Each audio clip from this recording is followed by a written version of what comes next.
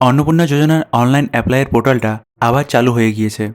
আর এবার যে অনলাইন অ্যাপ্লিকেশনের প্রসেসটা রয়েছে সেটা আগের তুলনায় অনেক বেশি সহজ করে দেওয়া হয়েছে এবং শুধুমাত্র আধার এবং ভোটার কার্ডেরই ডকুমেন্ট আপলোড করতে হচ্ছে।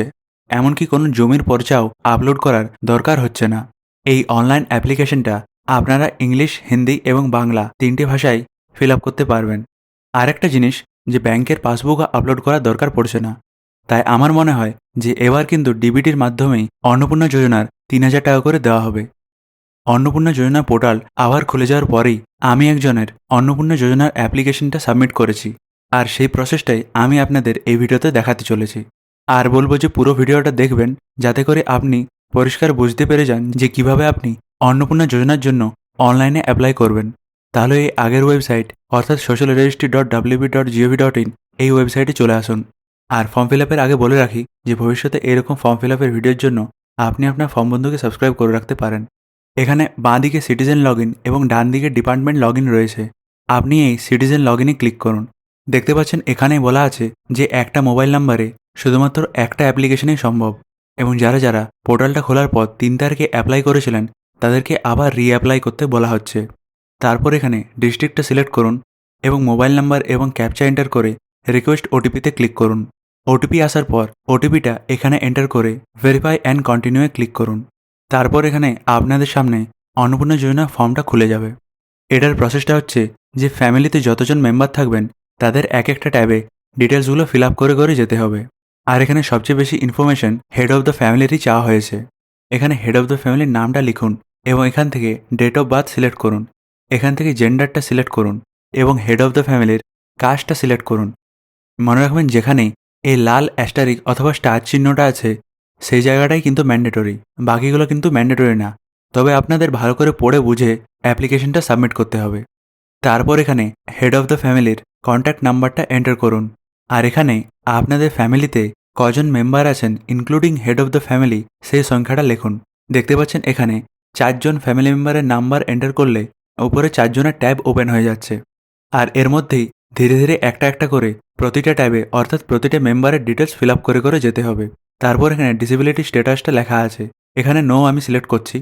তারপর এখানে হেড অফ দ্য ফ্যামিলির আধার কার্ড নাম্বারটা এন্টার করুন এবং নাম্বারটা এন্টার করার সাথে সাথেই আধার কার্ডের ডকুমেন্টটা আপলোড করতে হবে। মনে রাখবেন, আধার কার্ডের ডকুমেন্টটা পিডিএফ ফরম্যাটে ফ্রন্ট এবং ব্যাক পেজ দুটোই থাকতে হবে। আর যদি আপনি না জেনে থাকেন যে কিভাবে ডকুমেন্টটা আপলোড করবেন, তার জন্য আমি একটা ভিডিও আপলোড করে রেখেছি। এই ভিডিওটা দেখার পর আপনি ডকুমেন্ট তৈরি করা ভিডিওটা দেখতে পারেন। তারপর এখানে হেড অফ দ্য ফ্যামিলির পার্মানেন্ট অ্যাড্রেসটি চাওয়া হচ্ছে। এই অ্যাড্রেসটা শুধুমাত্র হেড অফ দ্য ফ্যামিলির ট্যাবেই চাওয়া হচ্ছে, বাকি মেম্বারের ক্ষেত্রে কিন্তু অ্যাড্রেসটি চাওয়া হচ্ছে না। তাই এখানে আপনি আপনাদের অ্যাড্রেস লাইনটা লিখুন এবং ধীরে ধীরে ডিস্ট্রিক্ট, এরিয়া টাইপ রুরাল কিনা, পিনকোড, পুলিশ স্টেশন, ব্লক বা মিউনিসিপ্যালিটি, পঞ্চায়েত বা ওয়ার্ড নাম্বার এগুলো সব সিলেক্ট করুন। তারপর এখানে হেড অফ দ্য ফ্যামিলির এপিক নাম্বার অর্থাৎ ভোটার কার্ড নাম্বারটি এন্টার করুন এবং নাম্বারের পর ডকুমেন্টটাও আপলোড করুন। এখানে দেখুন অ্যাসেম্বলি এবং পার্ট নাম্বার এই দুটোর পর অ্যাস্টারিক চিহ্নটা নেই, তাই আপনি চাইলে এগুলো নাও ফিল আপ করতে পারেন। তারপর আপনি নেক্সটে ক্লিক করুন। আর যদি আপনি পরে এসে আবার আপনার অ্যাপ্লিকেশনটা কন্টিনিউ করতে চান তাহলে আপনি সেভ ড্রাফট অপশানে ক্লিক করুন। কিন্তু আমি এখানে একবারই অ্যাপ্লিকেশনটা সাবমিট করছি, তাই আমি নেক্সট অপশানে ক্লিক করলাম। তারপর এখানে রেশন কার্ডের ডিটেলস চাওয়া হচ্ছে। হেড অফ দ্য ফ্যামিলির ডিজিটাল রেশন কার্ড আছে কিনা সেটা সিলেক্ট করুন, আর রেশন কার্ডটা কী টাইপের সেটাও সিলেক্ট করুন। আর এখানে রেশন কার্ড নাম্বারটা এন্টার করুন। তারপর নেক্সটে ক্লিক করুন। তারপর এখানে আপনাদের কী কী সম্পত্তি রয়েছে তার ডিটেলসটা নেওয়া হচ্ছে। এখানে দেখতে পাচ্ছেন নাম্বার অফ রুমসটা ম্যান্ডেটরি নয়, তাই এটা আপনি নাও ফিল আপ করতে পারেন। আর এখানে লেখা আছে আপনাদের কোনো জমি আছে কিনা, আর এটা কিন্তু ম্যান্ডেটরি, কিন্তু ডকুমেন্ট আপলোড করার কোনো দরকার নেই। তারপর এখানে ইয়েস সিলেক্ট করলে কতটা পরিমাণ জমি আছে সেটা এখানে লিখুন। মনে রাখবেন, আপনাদের আরওআরে অর্থাৎ জমির পর্চাতে একরে জমির পরিমাণটা লেখা থাকে, আর এখানে ডেসিমালে চাওয়া হচ্ছে। আর 1 একর মানে 100 ডেসিমাল। আর সেইভাবেই আপনি জমির পরিমাণটা টাইপ করুন। তারপর এখানে গাড়ির ইনফরমেশন চাওয়া হচ্ছে। এক্ষেত্রে আমি যে পরিবারের অ্যাপ্লিকেশনটা সাবমিট করছি তাদের কোনো 4 চাকা গাড়ি নেই, তার জন্য আমি এটা নো করে রাখলাম। যদি থাকে তাহলে ইয়েস করে ভেহিক্যাল ইনফরমেশন এবং রেজিস্ট্রেশন নাম্বারটা আপনাদের দিতে হবে।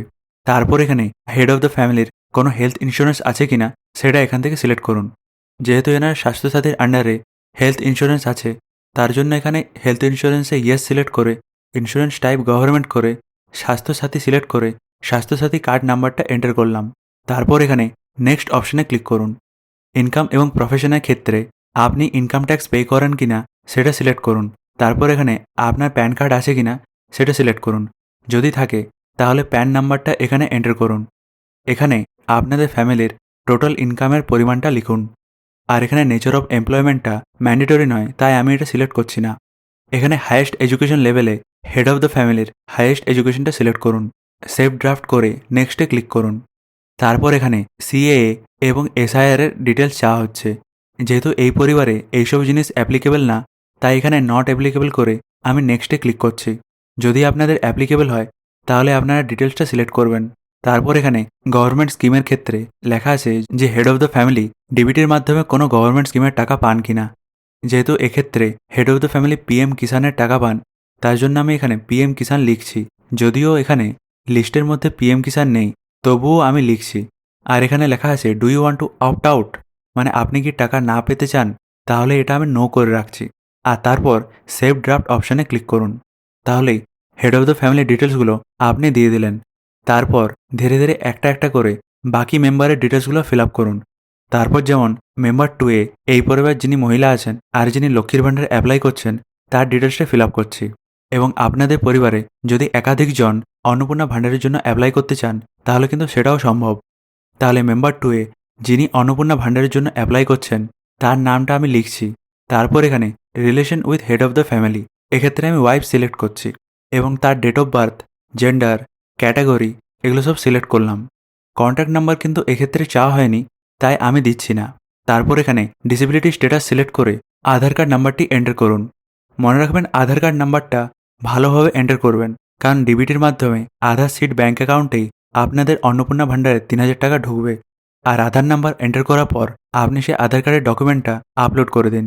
তারপর এখানে ভোটার কার্ডের নাম্বারটা এন্টার করে ভোটার কার্ডের ডকুমেন্টটা আপলোড করে দিন এবং নেক্সটে ক্লিক করুন।